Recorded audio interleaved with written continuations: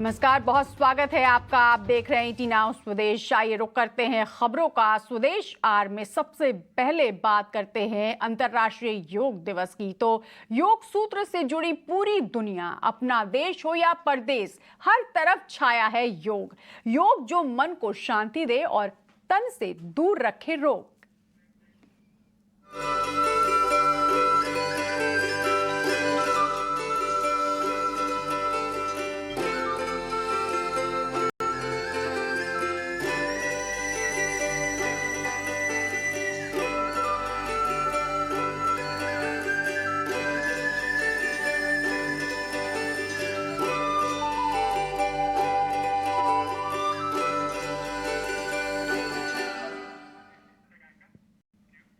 तो आज स्वदेश आर की शुरुआत अंतर्राष्ट्रीय योग दिवस पर यूएन मुख्यालय से आई गौरवान्वित करने वाली तस्वीरों के साथ करेंगे। 9वें अंतर्राष्ट्रीय दिवस के मौके पर पीएम मोदी की अगुवाई में संयुक्त राष्ट्र के मुख्यालय में पीएम मोदी के साथ करीब 190 देशों के प्रतिनिधियों ने योग किया।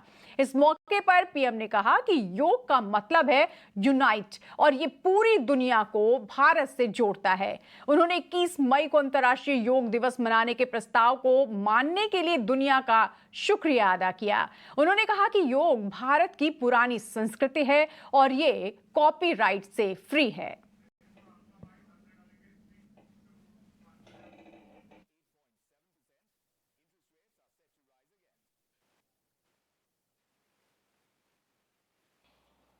We are grateful to all nations for their expression of support to this noble cause.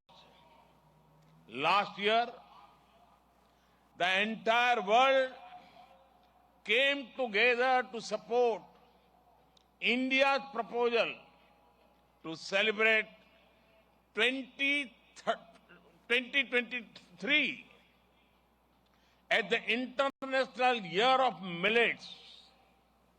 Millets are a superfood. They promote holistic health and are good for environment too. And today, it is wonderful to see the entire world come together again for yoga. Friends, yoga comes from India, and it is a very old tradition. But like all ancient Indian traditions, it is also living and dynamic. Yoga is free from copyright, free from patents, and free from royalty payments. We are grateful to all nations for their expression of support to this noble cause. Last year, the entire world came together to support India's proposal to celebrate 2023 as the International Year of Millets.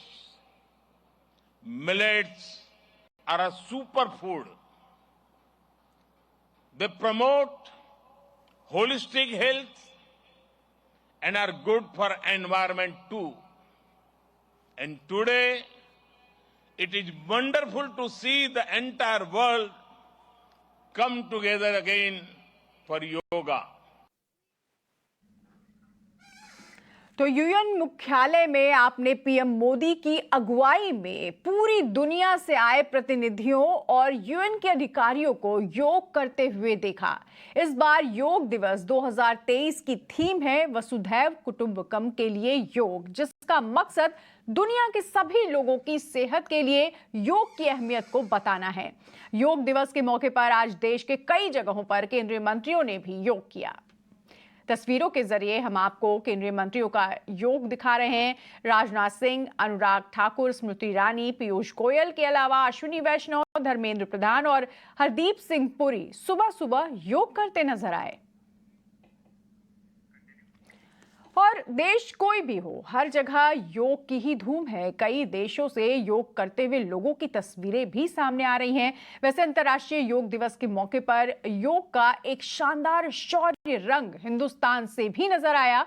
देश में army, navy, air force के जवानों ने योग किया। INS Vikrant पर रक्षा मंत्री राजनाथ सिंह खुद योगा करने के लिए पहुंचे। वहीं बीएसएफ, सीआईएसएफ, सीआरपीएफ के जवान भी योगा करते नजर आए। और वहीं भारतीय सेना के जवानों ने योग दिवस के अवसर पर सिक्किम में योग किया। बर्फ से लदे चीन बॉर्डर पर तैनात भारतीय सैनिकों की योगा करती ये तस्वीरें गौरवान्वित करती हैं। और अंतर्राष्ट्रीय योग दिवस पर आज एक वर्ल्ड रिकॉर्ड भी बना और ये कीर्तिमान सूरत के नाम रहा। सूरत में एक साथ 1,25,000 लोगों ने एक साथ योग करके Guinness book of world record में अपना कीर्तिमान दर्ज कराया। आज इंटरनेशनल योगा दिवस के अवसर पे गुजरात के 1.25 करोड़ गुजरातियों ने योगा दिन के कार्यक्रम में भाग लेके योगा किया है। योगा वे ऑफ लाइफ के ये मंत्र को आगे बढ़ाते हुए सूरत के 1.5 लाख से ज्यादा लोगों ने सुबह 4 बजे से सूरत के सूरत डुमस रोड पे 10 किलोमीटर से ज्यादा रेडियस के 4 रोडों को 1.5 लाख से ज्यादा लोग जुट के आज एक नया विश्व विक्रम दर्ज किया है। और वहीं पीएम मोदी की अमेरिका यात्रा को लेकर जोरदार उत्साह देखने को मिल रहा है। आज पीएम मोदी के कई अहम कार्यक्रम हैं। कारोबार जगत के दिग्गजों से लेकर राजनेता सभी पीएम मोदी से मिलने के लिए उत्साहित हैं।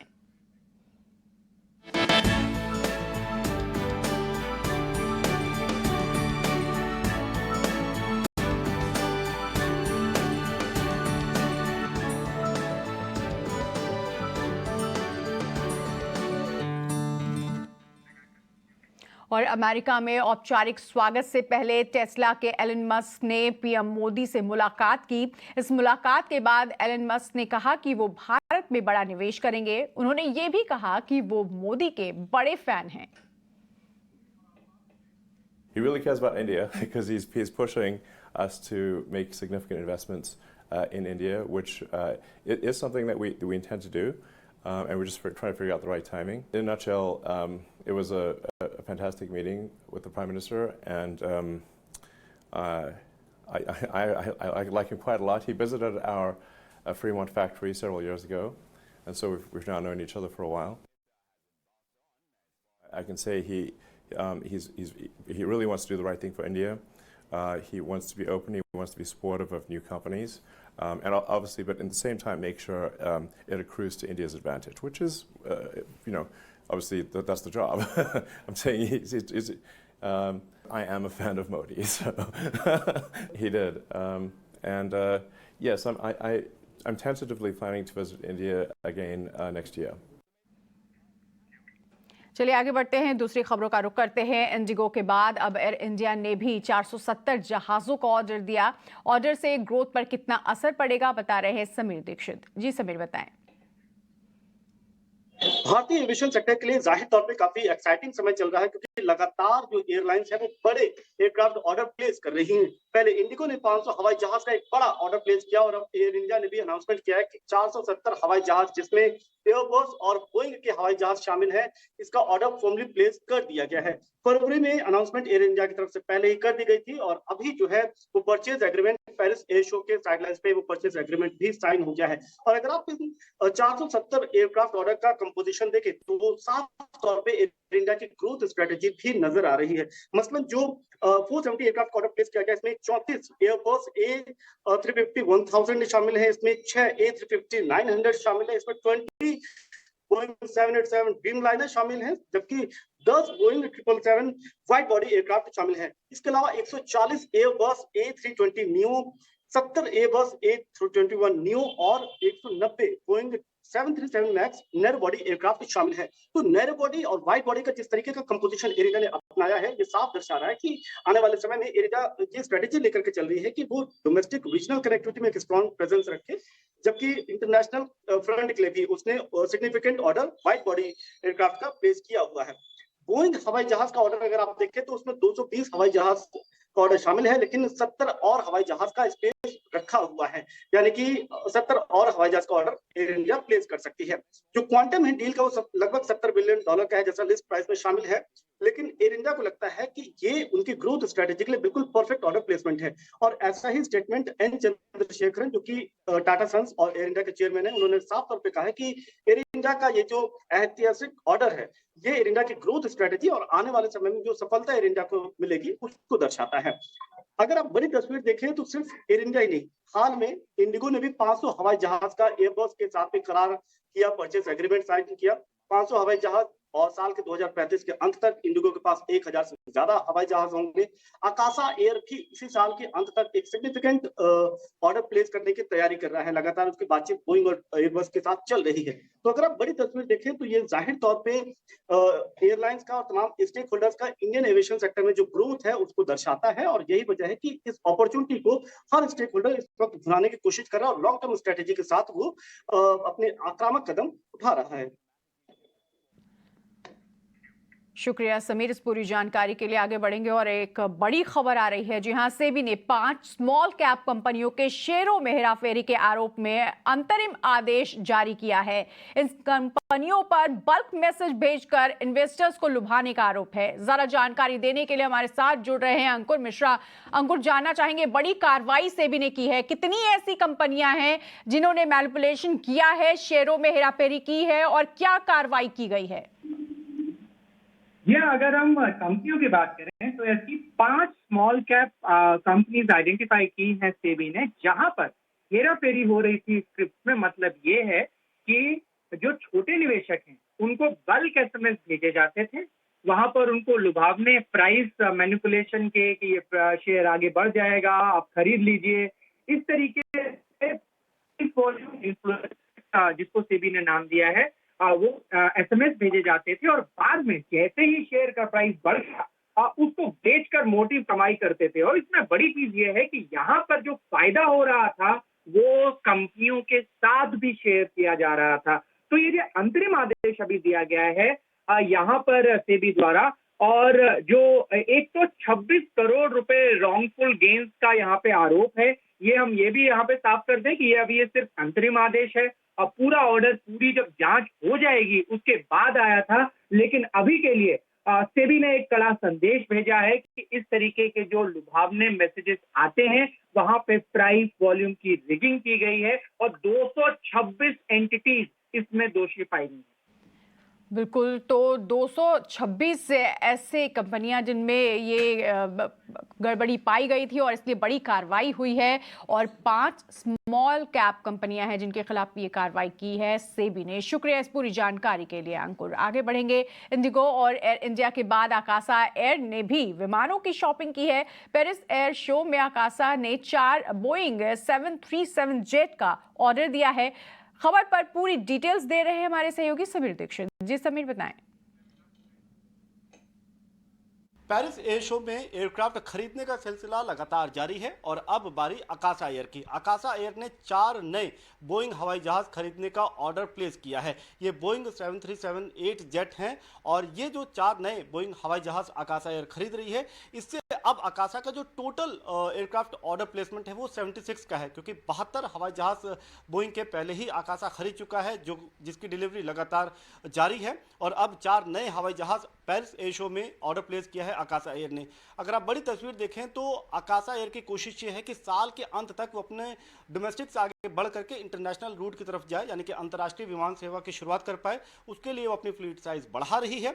यही नहीं, ये भी है कि आकाशा एयर इसी साल के अंत तक अपना एक और सिग्निफिकेंट ऑर्डर प्लेस करेगी, जो कि 3 डिजिट नंबर में होगा। तो ये भी आकाशा की कोशिश ये है कि इन 76 हवाई जहाज के अलावा उसके पास और एक बड़ा ऑर्डर प्लेसमेंट इसी साल के अंत में होने जा रहा है। अभी आकाशा एयर के पास 19 हवाई जहाज हैं और इसके जरिए वो डोमेस्टिक रूट पर उसका लगातार उसमें ग्रोथ स्ट्रेटेजी के साथ आगे बढ़ रही है। लेकिन आकाशा एयर का ऑर्डर प्लेसमेंट ही इकलौता नहीं है। इसके पहले इंडिगो ने 500 हवाई जहाज एयरबस एयरक्राफ्ट ऑर्डर प्लेसमेंट किया है। एयर इंडिया ने भी फरवरी में जो अनाउंसमेंट किया था उसको फर्म किया है, परचेस एग्रीमेंट साइन किया है पेरिस एयर शो में 470 हवाई जहाज का। और ये तमाम एयरक्राफ्ट ऑर्डर प्लेसमेंट जो एयरलाइन कर रही है ये साफ दर्शा रहा है कि इंडियन एविएशन सेक्टर की जो ग्रोथ है वो मोमेंटम बना हुआ है और स्टेक होल्डर का कॉन्फिडेंस भी बरकरार है। शुक्रिया समीर इस जानकारी के लिए। आगे बढ़ेंगे। जी एंटरटेनमेंट पर सेबी के अंतरिम आदेश के बाद जी सोनी मर्जर को लेकर आई खबरों पर सोनी पिक्चर्स ने सफाई दी है। कंपनी ने क्या कहा है जानते हैं अंकुर मिश्रा से। जी अंकुर बताएं। जी हाँ, जी सोनी मर्जर को लेके जो कई अहम सवाल थे वहाँ पर सोनी एंटरटेनमेंट का ज़रूर एक बयान आया है और उन्होंने साफ साफ कहा है कि हम सेबी का जो इंटरिम ऑर्डर है और उसको काफ़ी सीरियसली लेते हैं। इनफैक्ट जितने भी डेवलपमेंट्स हैं वो उनको मॉनिटर कर रहे हैं। आपको हम याद दिला दें कि सेबी ने एक इंटरिम ऑर्डर जारी किया था सुभाष चंद्रा और पुनीत गोयनका के खिलाफ, जिसमें उनको किसी भी लिस्टेड कंपनी में कोई भी की मैनेजरियल पोजीशन होल्ड करने से रोका गया था। इस ऑर्डर के खिलाफ सुभाष चंद्रा और पुनीत गोयनका कोर्ट चले गए थे, सिक्योरिटीज अपीलेट ट्रिब्यूनल में अपील की थी और जहां पर अभी भी सुनवाई जारी है। जो अगली सुनवाई इस मैटर में है वो मंडे को होनी है, लेकिन अभी तक जो आर्गुमेंट्स हुए हैं वहां पर जी ने अपनी तरफ से यही केस पेश किया है कि सेबी के जो ऑर्डर है वो फैक्चुअली इनकरेक्ट है और साथ ही साथ उन्होंने ये भी आरोप लगाया है कि हमें कोई हियरिंग का मौका नहीं दिया गया और बिना सुने ही इस तरीके का इन्वेस्टिगेटिव ऑर्डर पास कर दिया गया है। अब देखना ये होगा कि इसका जो टोटल फॉल आउट है वो जी सोनी मर्जर को लेके कैसा होता है, क्योंकि इस पूरे मामले पे एनसीएलटी की फाइनल मोहर बाकी है और वहां पर भी सुनवाई 22 जून को होनी है और साथ ही साथ सैट की भी सुनवाई 22 जून को है। तो अभी तक के जो सोनी का बयान है उसमें उन्होंने साफ तौर पर नहीं बोला है कि वो जी और सोनी मर्जर को लेके गो अहेड करेंगे या नहीं, लेकिन ये जरूर बोला है कि वो उस पर नजर रखेंगे। शुक्रिया अंकुर। आगे बढ़ेंगे। सर्विस चार्ज हटाने को लेकर नोएडा में हुए विवाद के बाद उपभोक्ता मामलों के मंत्रालय ने होटल एसोसिएशंस को खत लिखा है। इसमें कहा गया है कि होटल और रेस्टोरेंट सर्विस चार्ज को जरूरी ना बनाएं। अगर कोई ग्राहक इसे हटाने के लिए कहता है तो इसे हटा दिया जाए। इस खबर पर पूरी डिटेल्स के साथ जुड़ गए हैं हमारे सहयोगी समीर दीक्षित। जी समीर बताएं। सर्विस चार्ज के मसले पे सरकार एक बार फिर से एक्शन में आई है। दरअसल हाल ही में नोएडा में एक रेस्टोरेंट में सर्विस चार्ज के मसले को लेकर के होटल के स्टाफ और कंज्यूमर यानी कि उपभोक्ता के बीच में बहस हुई थी, मामला हाथापाई तक पहुंच गई थी, जिसके बाद अब कंज्यूमर अफेयर्स मंत्रालय ने चिट्ठी लिखी है होटल और रेस्टोरेंट एसोसिएशन को। साफ तौर पे कहा है कि सर्विस चार्ज के मसले पर उनका रुख स्पष्ट होना चाहिए। मसलन कि अगर फूड या बेवरेज बिल पर सर्विस चार्ज मेंशन है तो ये ग्राहक की इच्छा पर निर्भर करता है कि वो सर्विस चार्ज देना चाहते हैं या नहीं। अगर उनको सर्विस ठीक लगती है वो सर्विस चार्ज देना चाहते हैं, यानी कि वॉलंटरी अगर वो देना चाहते हैं तो ठीक है, लेकिन किसी भी तरीके से अनिवार्य या बाध्यता नहीं होगी। सर्विस चार्ज को अलग से बिल में आपको बिल्कुल स्पष्ट तरीके से मेंशन करना होगा, दर्शाना होगा कि ये सर्विस चार्ज वसूला जा रहा है, लिया जा रहा है आपसे, और ये वॉलंटरी, ये स्वैच्छिक रूप से होगा। अगर ग्राहक मना करता है सर्विस चार्ज देने से तो इसको एक्नॉलेज करना होगा, इसको मानना होगा। और यही वजह है कि सर्विस चार्ज के मसले पे लगातार उपभोक्ता मंत्रालय ये अपील भी करता रहा है और जागरूक करने की कोशिश भी कर रहा है कि सर्विस चार्ज का जो पूरा मसला है वो स्वैच्छिक आधार पे है। किसी भी होटल या रेस्टोरेंट में अगर उपभोक्ता सर्विस से संतुष्ट है और वो देना चाहता है सर्विस चार्ज तो वो दे सकता है, लेकिन अगर वो सर्विस चार्ज नहीं देना चाहता और मना करता है तो होटल या रेस्टोरेंट को इस बात को एक्नॉलेज करना होगा और मानना होगा। तो सर्विस चार्ज के मसले पे होटल और रेस्टोरेंट एसोसिएशन को चिट्ठी लिखी गई है, उनसे इस बात को दोबारा दोहराया गया है सरकार की तरफ से कि सर्विस चार्ज के मसले पे ये रुख, ये बॉर्डर लाइन बिल्कुल क्लियर होनी चाहिए कि ये जो सर्विस चार्ज है ये मैंडेटरी नहीं है, वॉलंटरी है, और अगर ग्राहक देना चाहता है तो ठीक, और अगर नहीं देना चाहता तो उसको बाध्य नहीं किया जा सकता। शुक्रिया समीर इस पूरी जानकारी के लिए। आगे बढ़ेंगे। देश भर में 5G सर्विस का तेजी से एक्सपेंशन हो रहा है। Cellular operators association of India के डीजी डॉक्टर SP कोचर के मुताबिक इस सर्विस के लिए मिड बैंड स्पेक्ट्रम सबसे अहम है। उनसे बात की हमारे सहयोगी समीर दीक्षित ने। सर 6 गीगाहर्ट्ज बैंड में एलोकेशन को आप किस तरीके से देख रहे हैं और खास करके 5G रोल आउट में ये एलोकेशन आप क्या चाहते हैं कि किस ग्रुप में हो और वो 5G का इफेक्टिव रोल आउट और बेहतर तरीके से हो पाए? इसके लिए आपको ये समझना पड़ेगा कि 5G रोल आउट जो इंडिया में हो रहा है मैक्सिमम हो रहा है मिड बैंड में, क्योंकि उससे ज़्यादा कवरेज मिलता है और ज़्यादा कैपेसिटी मिलती है। ठीक है। अब वो हमको उसमें अगर हम उसका कैलकुलेशंस करें तो हमको 2000 मेगाहर्ट्ज़ चाहिए, ठीक है, ठीक तरह का कवरेज देने के लिए। अब 2000 मेगाहर्ट्ज़ की रिक्वायरमेंट के अगेंस्ट हमारे पास इस समय 720 मेगाहर्ट्ज़ मिला है और उससे ज़्यादा है नहीं गवर्नमेंट के पास, सी बैंड में उससे ज़्यादा नहीं है। ठीक है। और अगर आप 6 गीगाहर्ट्ज़ देखें जो मिड बैंड का ही पार्ट है उसमें 1200 मेगाहर्ट्ज़ अवेलेबल है, खाली पड़ा है। तो हम ये कह रहे हैं कि हमारी रिक्वायरमेंट ही 1200 है, हमारे को 720 के साथ उसको मिला दीजिए तो 2000 के करीब करीब हम पहुंच जाएंगे। तो उससे पूरे देश में हम 5G सर्विसेज ऑप्टिमम तरीके से दे पाएंगे। तो इसलिए हम कह रहे हैं कि 6 गीगाहर्ट्ज़ का बैंड इंडियन कंडीशंस को ध्यान में रखते हुए IMT बैंड के लिए निर्धारित किया जाए। इसके साथ ही एक आखिरी सवाल, जो पेस की जो अनवांटेड कॉल्स या स्पैम मैसेजेस वगैरह रहते हैं, काफ़ी कदम तो टेलीकॉम रेगुलेटर की तरफ से दिशा निर्देश आ भी चुके हैं, लेकिन इफेक्टिव नहीं होता, वो उतना प्रॉब्लम सॉल्विंग टाइप का नज़र नहीं आता है। फिलहाल की स्थिति को देख करके आपका एनालिसिस क्या कह रहा है? नहीं, इसमें बहुत काम हो रहा है और इसमें TRAI और TSPs बिल्कुल कंधे से कंधा मिला के काम कर रहे हैं और दोनों का ध्येय यही है कि इसको रोका जाए और इसकी सॉल्यूशंस भी निकल कर आई हैं जिसके जो TRAI को भी एक्सेप्टेबल हैं और तीनों TSPs को एक्सेप्टेबल हैं और बहुत जल्द वो सॉल्यूशंस इम्प्लीमेंट होंगी।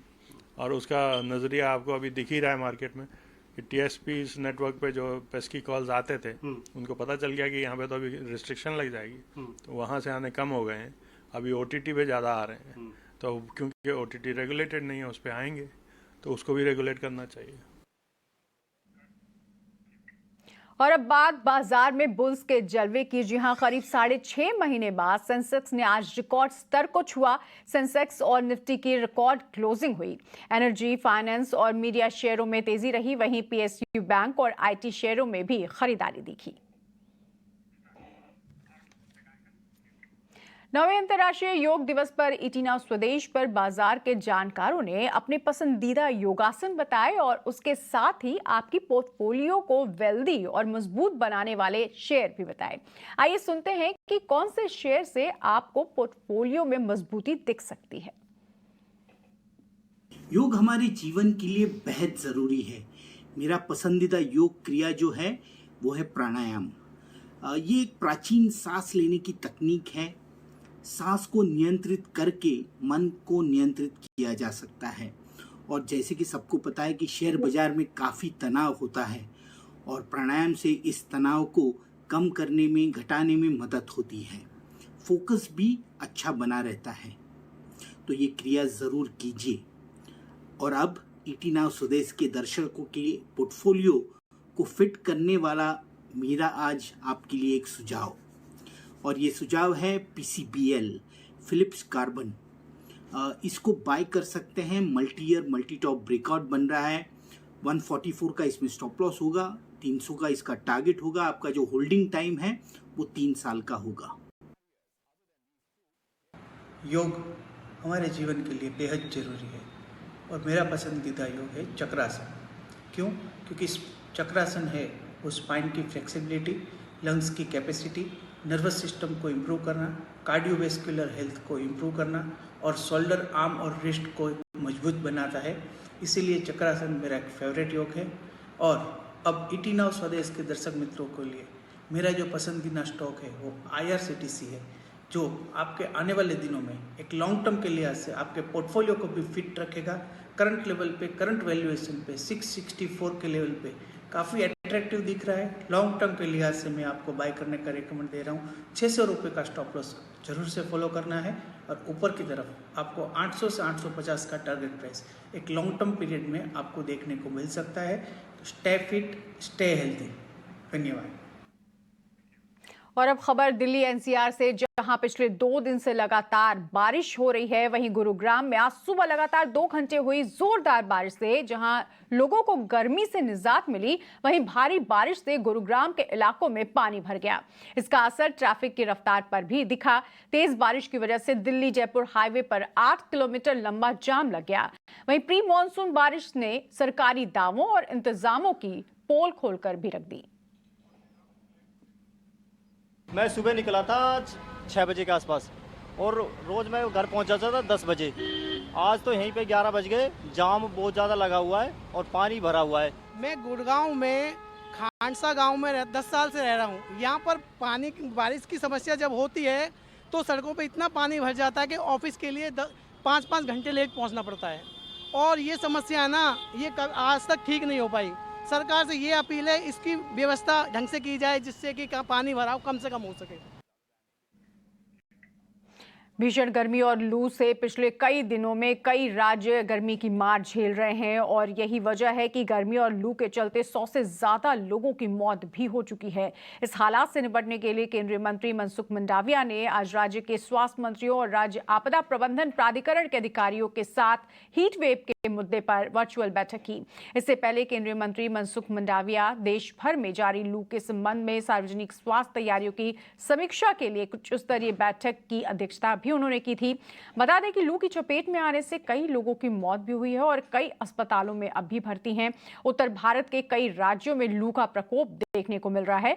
लू के कारण यूपी और बिहार में कई लोगों की जान जा चुकी है।